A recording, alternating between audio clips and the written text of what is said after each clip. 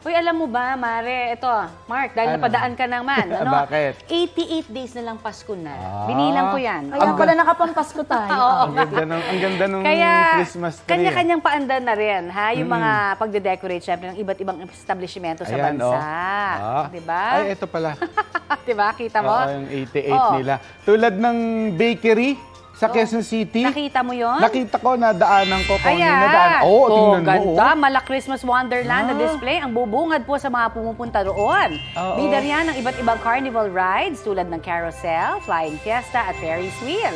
May toy store at bullet train din, oh. Ang galing. Pandemic daw nang simulan yan, kolektahin ng may-ari. Yung mga pinapakita natin yan, nagsisilbing pantanggal stress na nga naman daw sa mga tao. Kahit nga tayo nanonood lang, di ba? Pwedeng makita yan mula 7 p.m. hanggang 10 p.m. Saglit lang, 3 hours lang. O, Talo ka pwede pa na. sa traffic. Hindi, palay mo, nandyan ka na sa lugar. Dumaan ka na.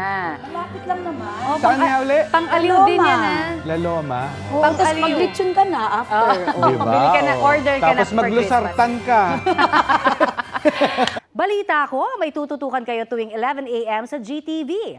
Alamin ang mahalagang balita at impormasyong dapat ninyong malaman sa Balita Ko tuwing Lunes hanggang Biyernes. Mag-subscribe din po sa GMA Integrated News sa YouTube. Sa mga kapuso naman abroad, maaari po kaming masubaybayan sa GMA Pinoy TV at www.gmanews.tv.